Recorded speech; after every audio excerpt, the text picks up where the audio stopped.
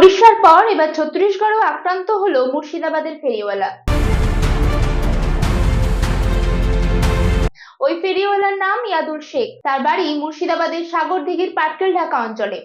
বলতে আমরা গাড়ি চালিয়ে আসছিলাম, আস্তে আস্তে আমরাকে ধরে আধার কার্ড দেখে আমরা মুসলিম বলে আমাদেরকে মারধর করে।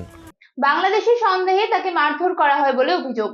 ফেরির টানে বাংলা ছেড়ে ভিন রাজ্যে গিয়েও রক্ষা মিলছে না। জানা গিয়েছে কর্মসূত্রে উড়িষ্যায় ছিলেন ইয়াদুল, সেখান থেকে ফেরি করে ছত্তিশগড়ের নারায়ণগড় এলাকায় গিয়েছিল সে। মারধর করার পরে হাত পা বেঁধে গাড়ি থেকে তেল বের করে গায়ে ঢেলে আগুন মাগুন জ্বালিয়ে দিচ্ছিল। যে একজন ধরে নিয়ে গেছিল সেই আবার পরে লাস্টের বেলায় ছেড়ে আমরা আসতে পারি। আমরা 3 জন ছিলাম, আমরা ব্যবসা করতে গেছিলাম। কিসের ব্যবসা করছেন? ওই তোষকের ব্যবসা। পরিবার ও স্থানীয় সূত্রের খবর, বেশ কিছুদিন ধরেই উড়িষ্যায় ছিলেন ইয়াদুল শেখ। কাজের সূত্রে ফেরি করতে যাওয়ার সময় রাস্তার ধারে কিছু যুবক তাকে এবং তার সঙ্গীদের আটক করে বেধড়ক মারধর করে। ভিন রাজ্যে কাজ করতে গিয়ে আক্রান্ত হওয়ার ঘটনায় নিরাপত্তা নিয়ে ফের একবার বড় প্রশ্ন তুলে দিল এই ঘটনা। প্রশাসনের দ্রুত হস্তক্ষেপ ও দোষীদের বিরুদ্ধে কঠোর পদক্ষেপের দাবি জানিয়েছে পরিবার।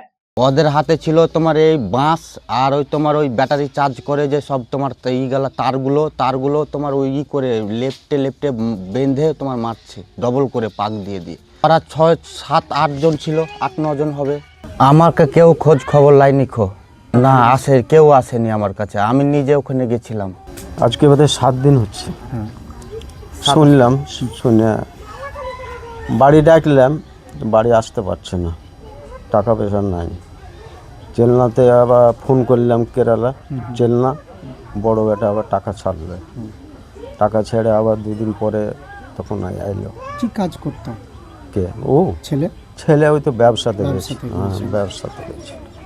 তারপর আপনারা নিয়ে এলেন। সরকার, এমএলএ, এমপির পক্ষ থেকে খোঁজ খবর নেওয়া হয়েছে? না, কেউ আসেনি, কেউ কিছু বলেনি এখন পর্যন্ত।